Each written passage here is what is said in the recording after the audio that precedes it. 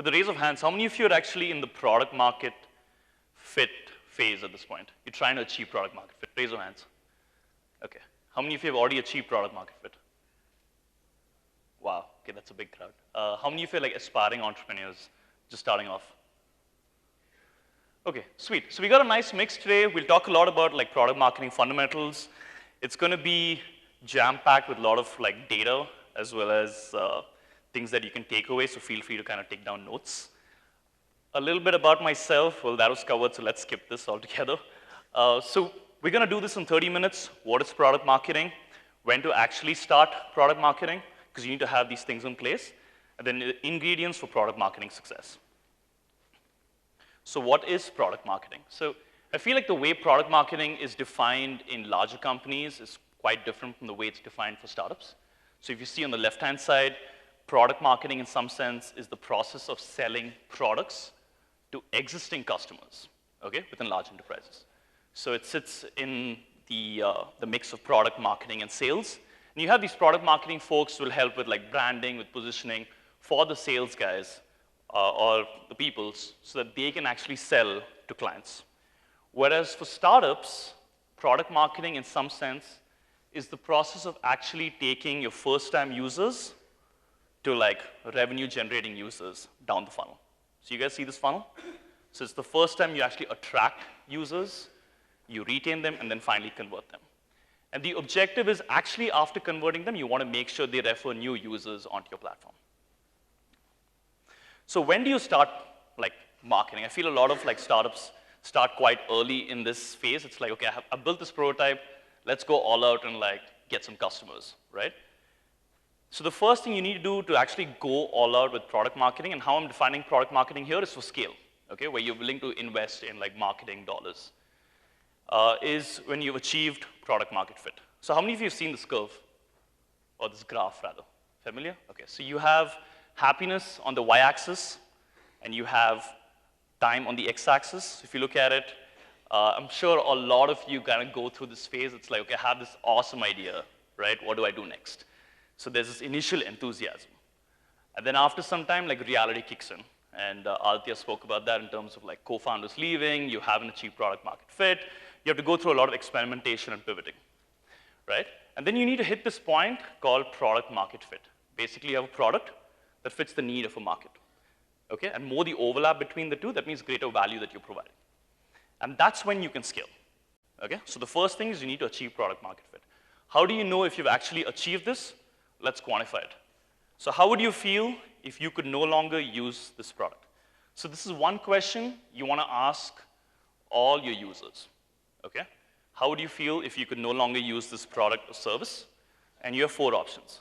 Very disappointed, somewhat disappointed, not so disappointed, I no longer use your product, okay? And if you have more than 40% of your users saying, listen, I'd be very disappointed if I couldn't use your product anymore, you've achieved product market fit. Sounds good? The second question you want to ask is this thing called Net Promoter Score. It was created by IBM in the 60s. It is, what is the likelihood that you would recommend this product on a scale of 1 to 10? How you calculate Net Promoter Score is percentage of promoters. So anyone who marks an 8, 9, or a 10 is known as a promoter. Anyone who marks between 0 to 5 is a detractor, okay? So percentage of promoters minus percentage of detractors will give you the Net Promoter Score. Now this value should be above 30. The reason why I'm saying all of these things is you don't want to go out and like get customers and you have maximal drop-offs, okay? You want to quantify these things, you make sure you achieve them, and then go scale. Second, do you have early adopters? A lot of the earlier speakers spoke about this. It's like, do you have like these passionate set of users that go, oh my God, I love your product, okay? They're called like your cookie monsters. They should be basically getting this reaction out of you. Or rather, they should be giving you this reaction. And over and above that, they should be excited about your product launch. Because remember, whether you have the product or not, the messaging is the same. So if you pitch an idea to them around the product, if they elicit this kind of reaction, fantastic. Okay, so identify those early adopters. 3, willingness to pay. I know a lot of startups kind of like think about, so there's 2 schools of thought actually. There's one which is actually very the Valley-like, which is, okay, we'll build an awesome product, we'll think of monetization later. Okay, let's just get like users sticking to our product. And then there's a school of thought which is mostly in New York, which is let's build a robust like business model and start charging customers from day one. And I think a lot of us fall into like the scenario one, which is like, okay, man, you know what, I'll build this awesome app which does these things. But if you haven't figured out a way to actually monetize it, that's going to be tricky in the long run. Okay, so one of the first things you should do is, can you find customers who are willing to pay for your product that can keep you sustainable? 4 is cycles of feedback. So if you look at this graph, again, on the y-axis, you have the area under the curve, basically like amount of qualitative information that you can collect from a user. And on the x-axis, you have the methods of collecting this information. So if you're an aspiring entrepreneur and you're just starting off, you should be doing as many face-to-face conversations as possible. Get qualitative feedback, okay? Who are your customers? What are their problems? What are the assumptions underlying those problems, okay?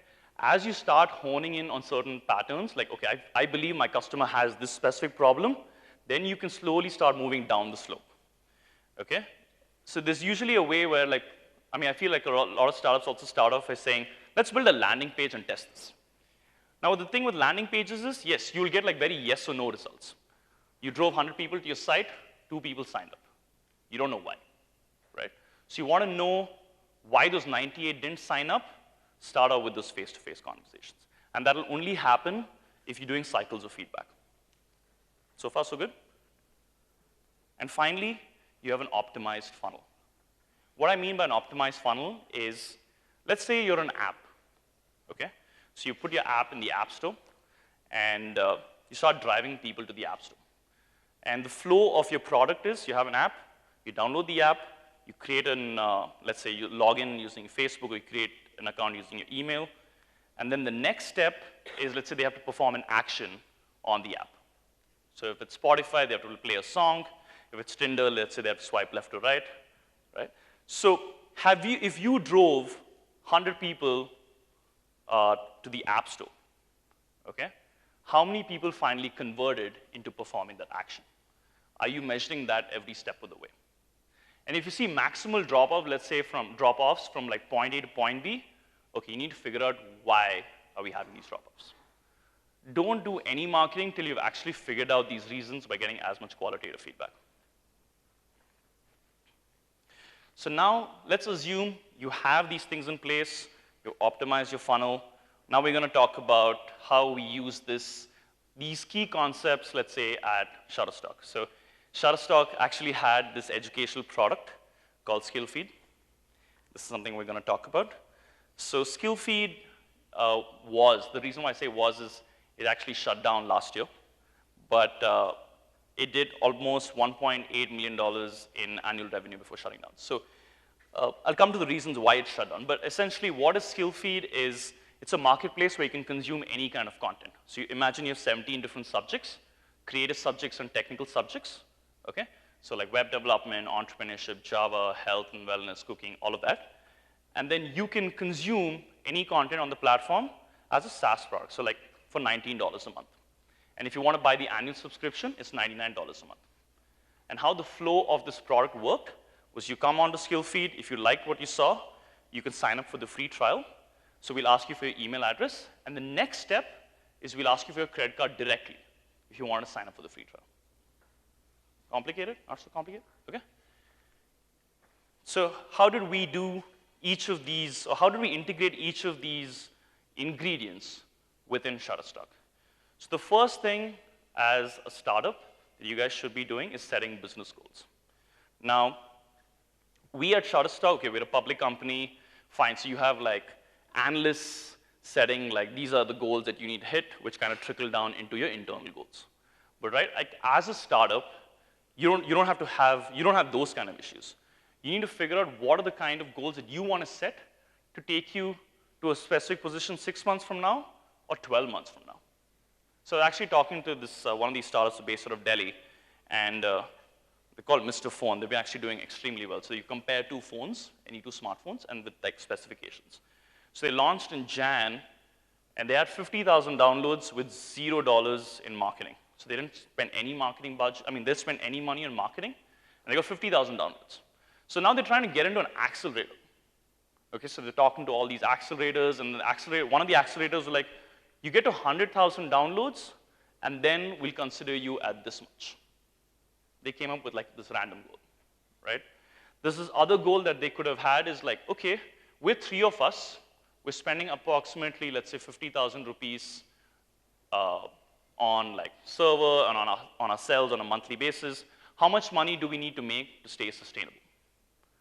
Okay, so one of the first things that you guys should be doing as startups is have like these 3-month, 6-month, and like this 1-year goal that you've set for yourself. And they should be based on like, do you want to achieve product market fit? Do you want to stay sustainable? Do you want to get into an incubator accelerator? Or do you want to raise money? We can get it, there's a longer conversation on like, do you actually need to raise money? Is it like vanity metrics? But essentially, you can have some goals that you want to set for yourself. Second is building customer personas. Now, what are customer personas? They're essentially semi-fictional versions of your actual customer, of your early adopter. Okay? So let's say you have this one person who's super excited about your product. What are his or her pain, facts, behavior, and goals? Okay? So if you look at this specific customer persona that's been created, it has your facts on the left-hand side. Then it has an image of this person. By the way, this customer persona is created for a health fitness app.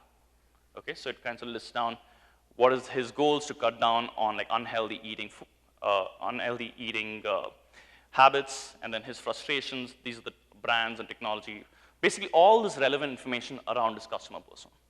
Now remember, if you're a business, you don't have one customer persona. You have multiple persona types, right? So you can have the millennials, you have the Gen Y, you have the Gen X. Like, you basically need to really hone in on these types. And once you have these types, what is the specific messaging for each of these people that I need to use to actually get them to my product? Okay? And the second part of it is, where can I find these specific customer types online and offline? Okay? So like, I know a lot of people start off with like, let's do some Facebook ads. You should be breaking the campaigns down based on the persona types. Okay? So first was business goals. Second was customer personas. So this is an example of a persona that we built at Shutterstock. So we had, as I said, an educational product, and we really went deep into like the kind of persona type. So we had like a graphical version that was on the board, and this is something that we wrote down on sheets of paper. So we had 5 persona types. One was people who love to learn design. Second was want to learn Excel, VBA, macro, like data-related stuff. Third was related to entrepreneurship and marketing.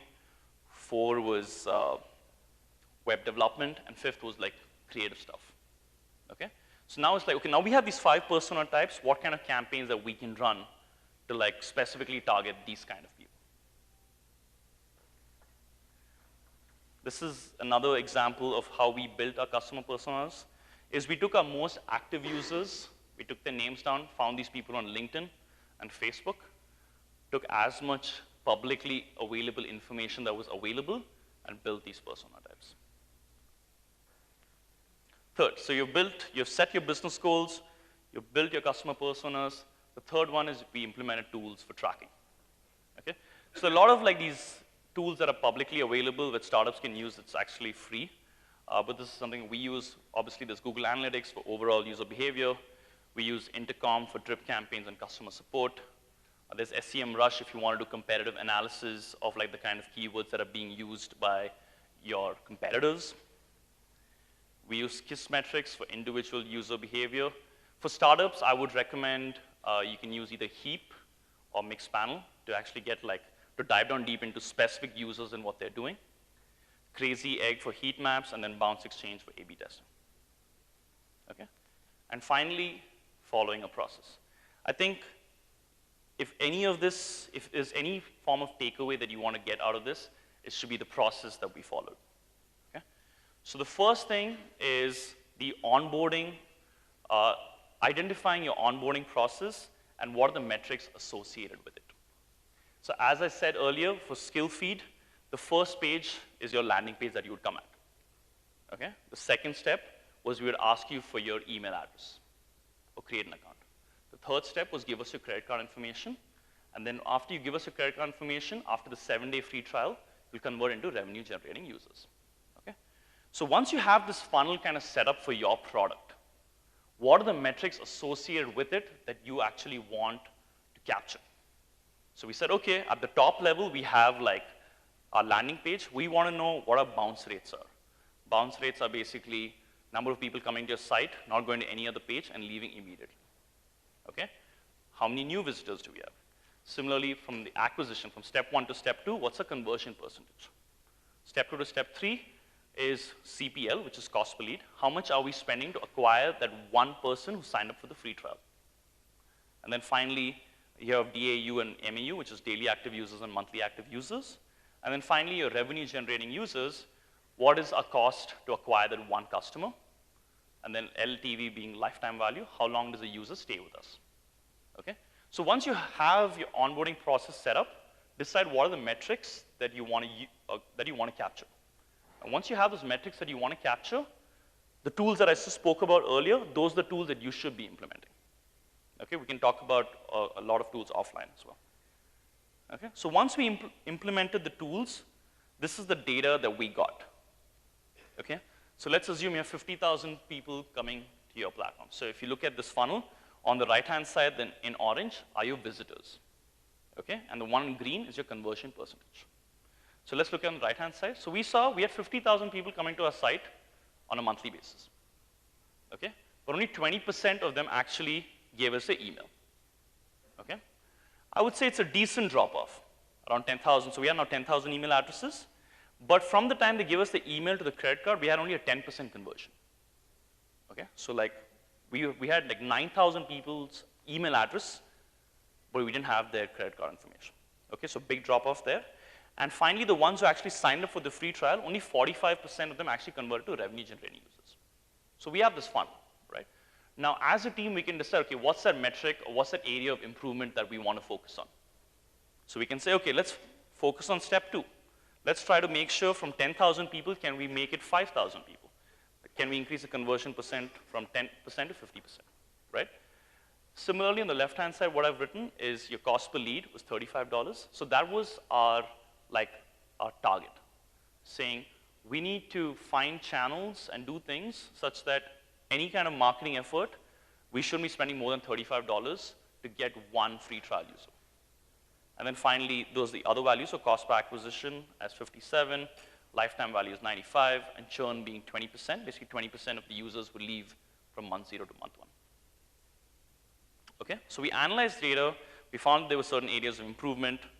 We also analyzed the qualitative data. Okay, so a lot of people gave us reasons like, okay, there's no time right now. 53% of them are leaving, right? Cost is too high, 19%. So again, what are we doing? We're making sure we're collecting enough data to make actionable changes once we have that.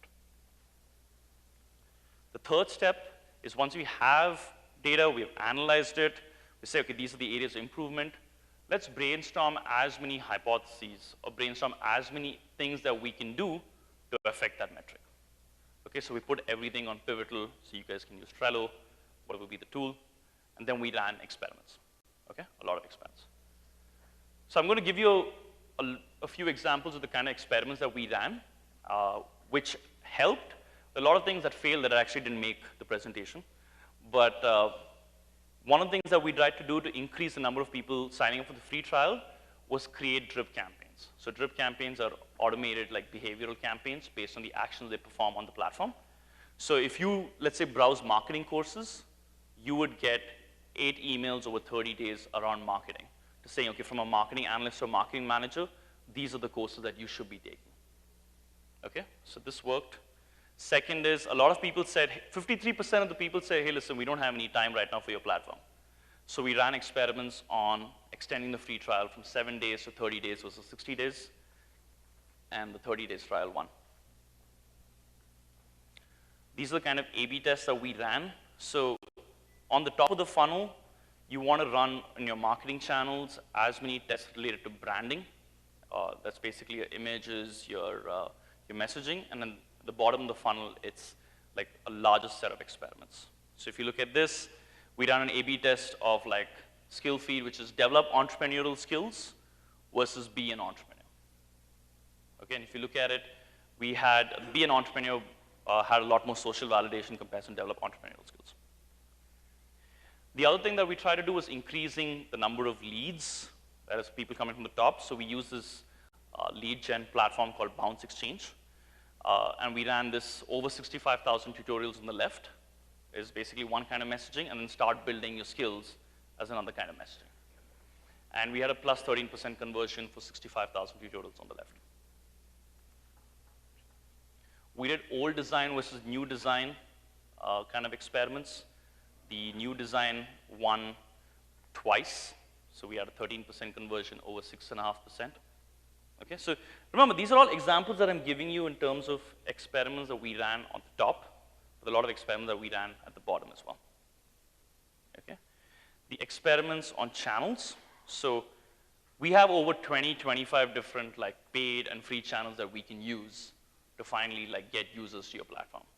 Now, as a startup, you have all these options, but not all channels are best suited for your product.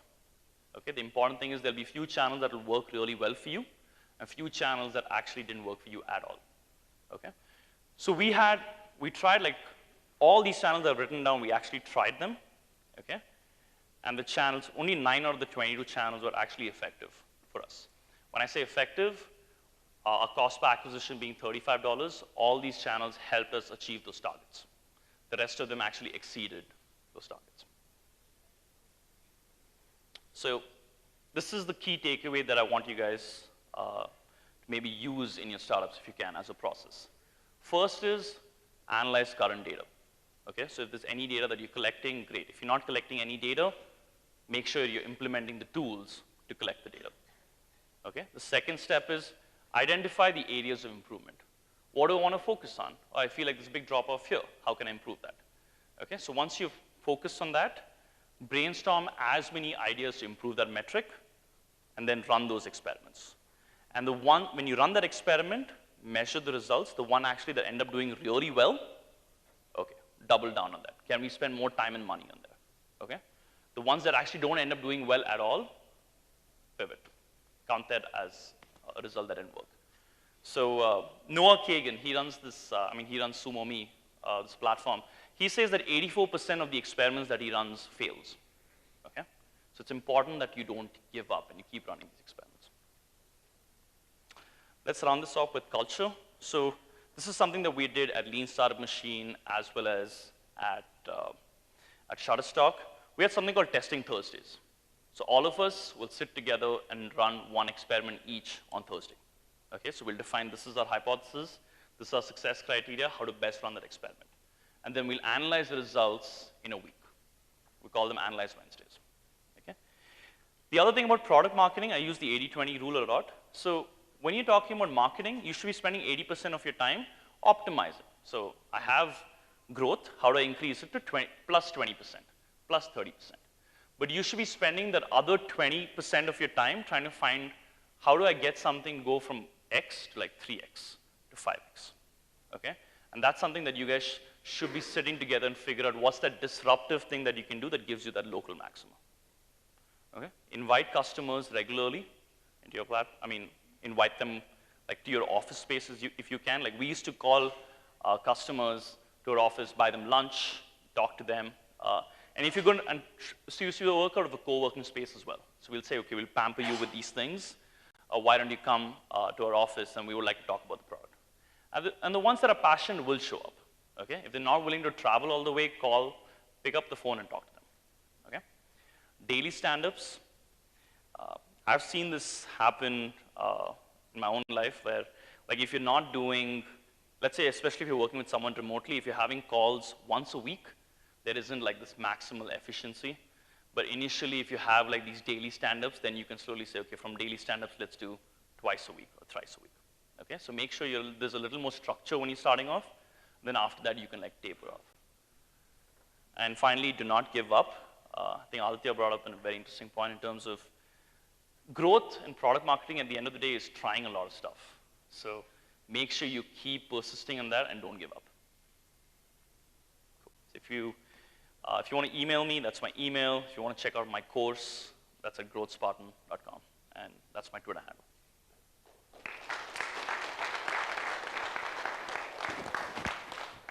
Any questions for Anirudh? Please raise your hand and we'll get the mic across to you. All right. Can we have a mic, please?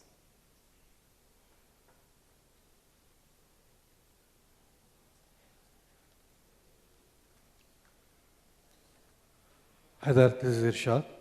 Finally, you did not speak about why did you close the skill feed? Sure. So I think that's a few challenges when you're working for a public company.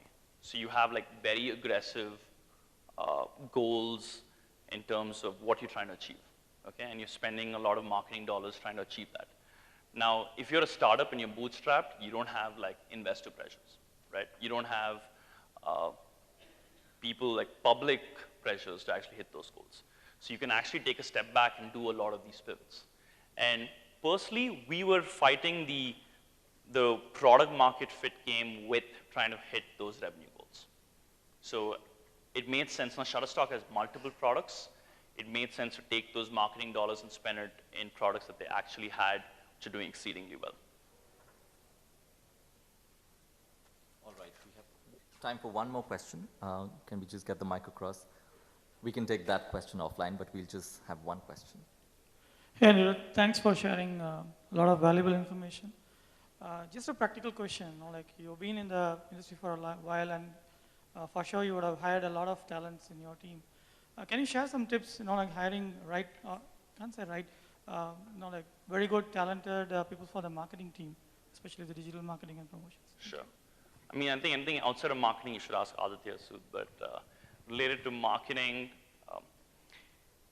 I guess so when you look at a larger company, you have like a pretty solid marketing team in place, right? So you have a marketing analyst, you'll have a marketing manager, someone who does creatives for you, someone who runs SEM campaigns, like basically specialized skill sets across the board. But when you're looking at a startup, you need someone who's had experience with, let's say, how to achieve product market fit. Someone who can be a little more cross-functional, like can build creatives for you, can write copy, but also understand the analytics and tools.